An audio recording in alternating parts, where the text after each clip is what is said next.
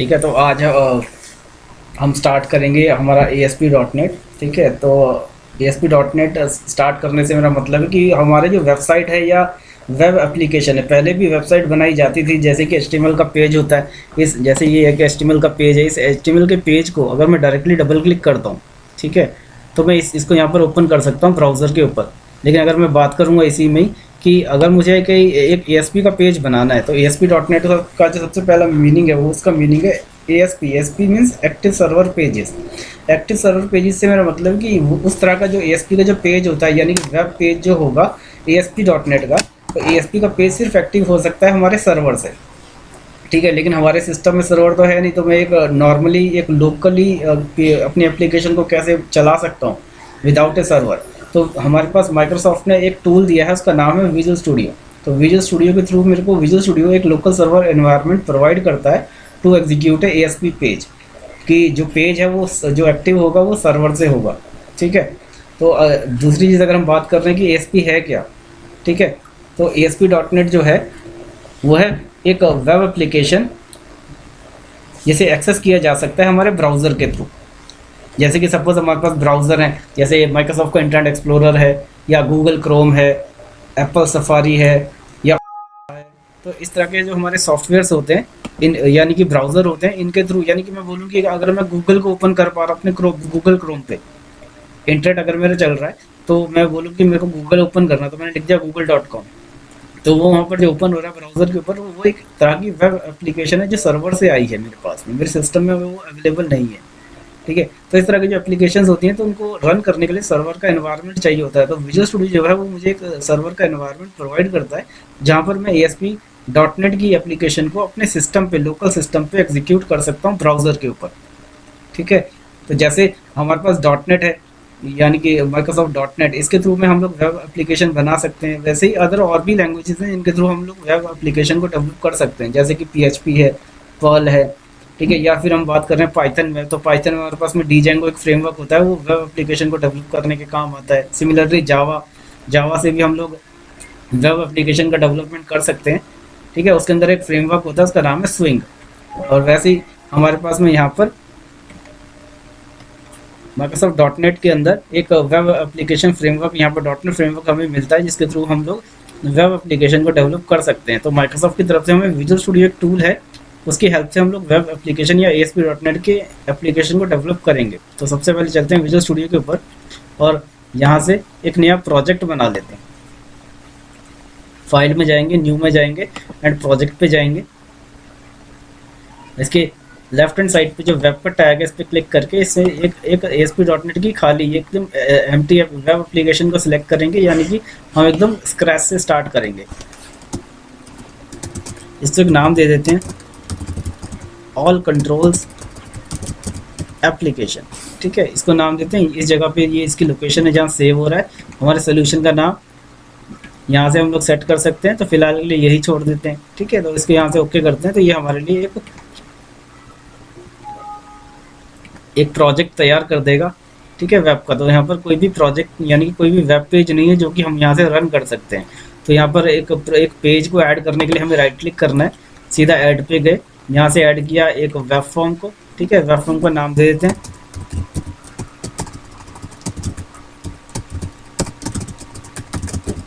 Web application controls, ऐसे इसका एक नाम दे देते हैं। तो जैसे मैं ओके करूँगा तो एक बेसिक HTML का एक पेज मुझे मिल जाएगा। लेकिन इस पेज के अंदर अगर मैं बात करता हूँ, ये फर्स्ट लाइन जो सबसे पहले इंपॉर्टेंट है, ये फर्स्ट लाइन। इसके अलावा अगर मैं नीचे इसके देखूँ फर्स्ट लाइन के नीचे, तो ये जो मेरा एक बेसिक कोड है HTML का, जिससे कि मेरा एक स्ट्रक्चर तैयार होता है मेरे एक HTML पेज का, वो मुझे इसके थ्रू यहाँ पर मिल जाता है। ठीक है, इससे पहले अगर मैं यहाँ बात कर रहा हूँ, तो ये ASP.NEट ने मुझे एक लाइन यहाँ पर लिख के दी, यानी कि इस पेज का जो कोड बेंड फाइल है, यानी कि जो मेरी सर्वर साइड जो लैंग्वेज है वो यूज़ की जाएगी, उसका नाम है C#।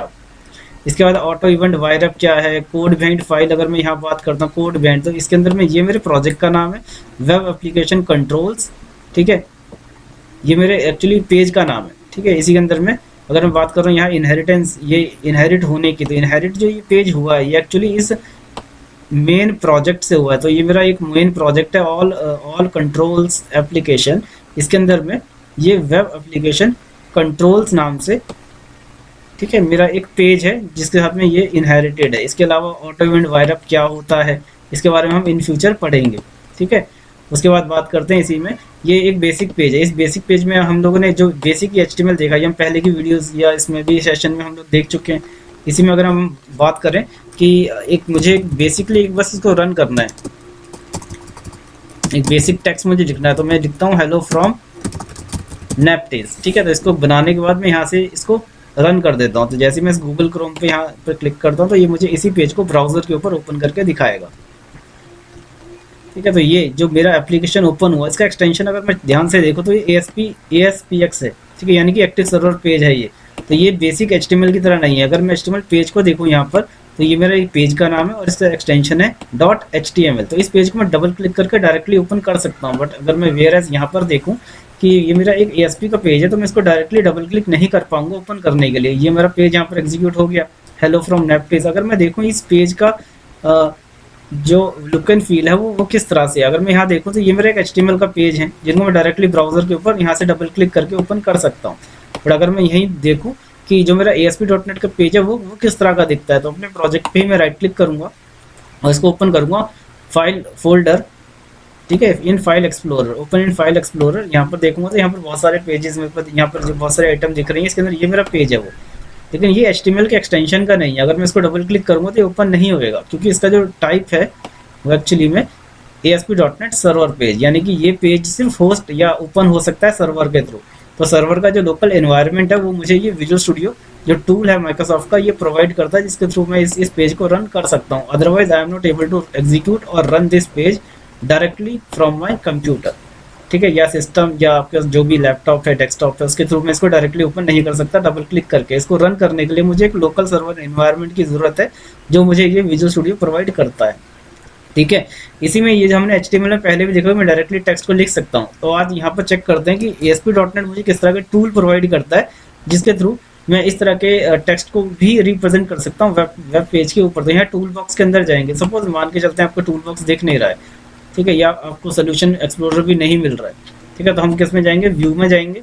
ठीक है, सबसे पहले ये सोल्यूशन एक्सप्लोरर, इसके अंदर मेरा प्रोजेक्ट के बारे में सारी इन्फॉर्मेशन मुझे मिलेगी मेरे राइट हैंड साइड पे।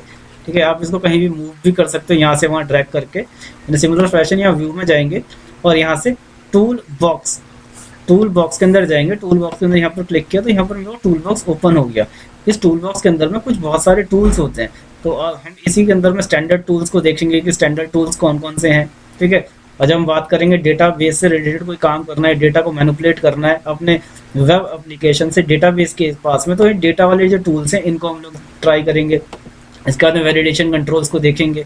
ठीक है, ये नेविगेशन कंट्रोल्स है, लॉगिन कंट्रोल है, इन सब चीज़ों को हम लोग यहाँ से देखेंगे। जैसे कि HTML कंट्रोल जो कुछ हैं, इनपुट टैग्स वगैरह, ये हम ऑलरेडी देख चुके हैं हमारे प्रीवियसली क्लासेस में। ठीक है, इसी में अगर हम चलते हैं आगे तो स्टैंडर्ड कंट्रोल्स में चलेंगे। तो अगर मुझे एक वेब पेज के ऊपर एक लिटरल टेक्स्ट यानी कि एक नॉर्मल टेक्स्ट में शो करना है, तो वो यहाँ से मुझे एक लेबल, एक टैग होता है, मैं कंट्रोल होता है, इसको यूज़ कर भी मैं उसको दिखा सकता हूँ। तो यहाँ पर मैं इसको ऐसे कर लेता हूँ। तो यहाँ से लेबल जो ये है, मैं इसको यहाँ से उठाया, ड्रैग किया और यहाँ डिव के अंदर जाके छोड़ दिया। ठीक है, तो यहाँ पर ये मुझे एक कंट्रोल मिला। तो यहाँ पर ये जो कंट्रोल है ये ASP का है, तो इसलिए इसने आगे पहले बताया कि ASP का क्या है, लेबल। ASP का लेबल कंट्रोल, इसकी एक ID होगी जो ऑटो जनरेटेड है, लेबल 1। तो मैं चाहूँ तो इसकी ID चेंज भी कर सकता हूँ, क्योंकि हर एक कंट्रोल को पहचानने के लिए उसकी ID देना बहुत ज़रूरी होता है। दूसरी चीज़, जैसे पहले से यहाँ पर मतलब डिफ़ॉल्ट ही लिख के आता है कि ये जो रन है, रन एट सर्वर, कि ये जो कंट्रोल है ये सिर्फ रन हो सकता है सर्वर के ऊपर ही, इसलिए इसने पहले से यहाँ लिख के दिया रन एट सर्वर। इस कंट्रोल के ऊपर यानी कि क्या लिख के आएगा, वो है लेबल। ठीक है, तो इस लेबल को बदलकर मैंने कर दिया हेलो फ्रॉम नैपटेज। ठीक है, तो ये लेबल के ऊपर क्या टेक्स्ट लिख कर आएगा, तो ये मैंने यहाँ किया, इस को सेव किया, सेव करके ब्राउज़र पे गया और यहाँ से अपने इस पेज को एक बार फिर से रीलोड कर दिया। तो ये same to same text return करेगा जैसा इसने पहले दिया था। ठीक है, लेकिन थोड़े चेंजेस करने के लिए हमने क्या किया, इसके अंदर बहुत सारे और भी इसके अपने एट्रीब्यूट होते हैं। जैसे मैं स्पेस बार को क्लिक करता हूँ तो बहुत सारे एट्रीब्यूट मुझे यहाँ पर इनेबल्ड मिलेंगे, जिनको मैं अप्लाई कर सकता हूँ इस पर्टिकुलर लेबल के ऊपर। तो सपोज मुझे इसका फॉन्ट जो है, फॉन्ट को चेंज करना है, तो font bold equals to true. तो ये क्या करेगा, इसका फॉन्ट जो है बोल्ड कर देगा। इसको यहाँ से हमने सेव कर लिया फिर से ब्राउज़र के ऊपर चलते हैं और अपने इस पेज को फिर से एक बार रीलोड कर लेते हैं। तो ये जो टेक्स्ट है देखो नॉर्मल से